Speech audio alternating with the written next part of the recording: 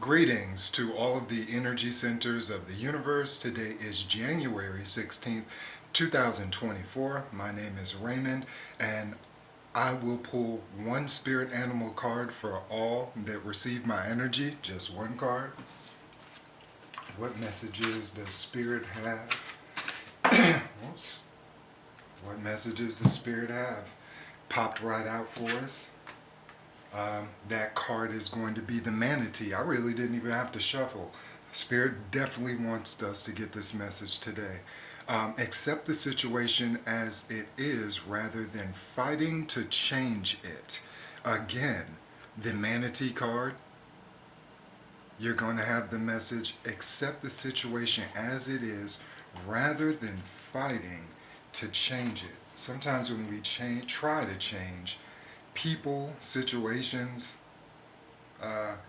really doesn't go good for us because those things are set in stone.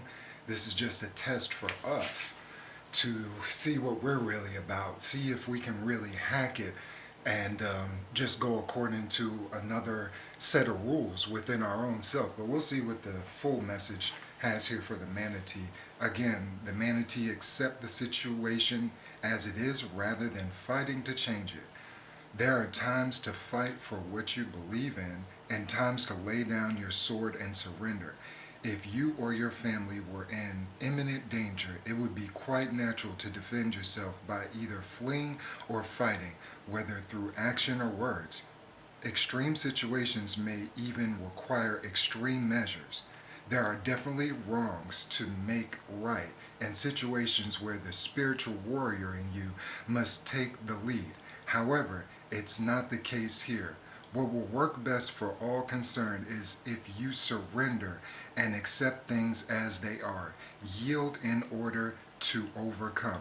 Lay down your sword, not to defeat or not in defeat or self-sacrifice, but from a realization that isn't the fight you want or need to engage in. As the saying goes, choose your battles. This is definitely not one to waste your time and energy on. Say the serenity prayer aloud. God grant me the serenity to accept the things I cannot change, the courage to change the things I can, and the wisdom to know the difference.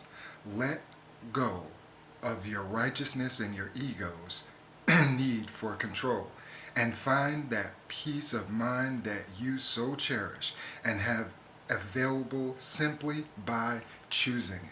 That is a very powerful message. When they say, well, when Spirit says surrender, that doesn't mean give up. That means, just like it says, accept the situation for what it is and operate within that. There's no way that you're going to change the rules to something or the way that things operate. The only thing that you can change in operation is yourself. So work on yourself. Some of the associative words of the manatee are going to be gentleness, loving, childlike, friendliness, exploration, inquisitiveness, playfulness, calmness, fearlessness, nonviolence, innocence, acceptance, and surrender. Again, that is a very powerful message. Accept situations as they come to you and deal with them promptly. That is one of the better ways in life. Not everyone is built like that. I definitely have to attest to that. I wasn't at one point in my life, but you definitely have to build up the courage and the strength to attack situations for what they are and just go forward in life. Speaking of going forward in life, to all those born today on January 14th, happy birthday to all of you born under the 16 energy. The 16 is going to be the one self, and the 6, the humanitarian, equaling the 7, which is an intuitive, artistic, reserved individual. They are very diligent and quiet. They have positive and negatives about their number, just like any other number.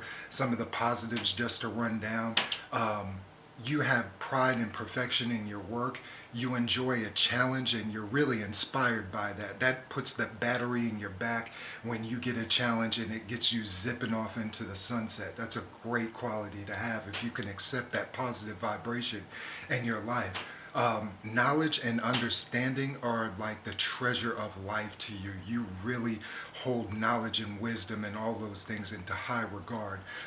Also, you're popular, but you favor modesty. Because you have that six humanitarian energy in you, people are going to be drawn to you. But because of that seven, excuse me, you are definitely a reserved, more modest person. So, like I said, you're popular, but you favor that modesty. Another and last positive quality that I researched for the number 16 is going to be you overcome issues with silence and meditation. You're not the one that's just going to pop off and you're just going to say and do whatever. You're very calculated in a good way, very reserved, and you really think about things before they do them because you like to have a plan and you like to succeed. The number seven is the number of completion. As again, I'm really into metaphysics and esoteric knowledge and all these other things. This is going to be that number seven energy under that 16. Some of those negative qualities for the 16, like I always say, every number has a negative connotation surrounding it. It's just if you accept that energy into your life. One of the first ones is you're too self critical, analytical, and that can lead to depression.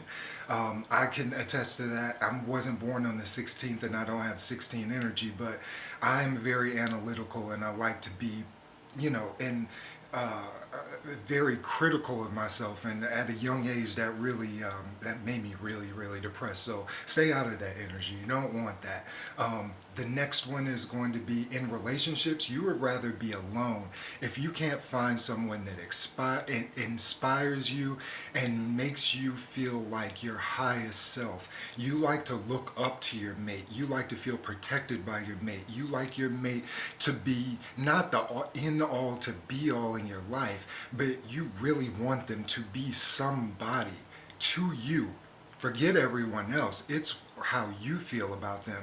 And sometimes that can be to your detriment because that leads into the next thing of being prideful. You're so prideful about yourself and the things that you do, and just like I was saying in relationships before, just you will stray away from relationships excuse me, if you cannot find someone that inspires you. And being prideful like that, it can block your blessings. It can be to your detriment. So sometimes you got to let off that pride and that ego, and you have to you know, not let someone else take control of your life, but see what other people have to offer. I'm not saying lower your standards, I'm just saying see what's out there. Next and last, you can be cold and standoffish. I know a couple of sevens that I work with, and they are some of the most quiet people ever. They really don't say anything, and that's just them. They're hard workers, but sometimes that can be a negative trait because then people have this perception of you being this person that's cold and standoffish, and that's just not who you are at your heart. You're really a reserved person, and you're just an observer. You like to see things, and you just like to not act so brash and quick like everyone else. Speaking of the word brash, Mercury retrograde yesterday was 2 weeks. I am saying that energy has dissipated in regards to the retrograde energy, and it's went direct for all of those that have the ruling planet, you Geminis out there and you Virgos out there, and wherever the Mercury planet falls on everyone else's chart, make sure that those excuse me, those houses that Mercury falls on in your chart, that you're tuning those up when it comes around to the next retrograde that I do believe starts on April 1st. And like I always say, when you're in communication with people, Mercury rules communication.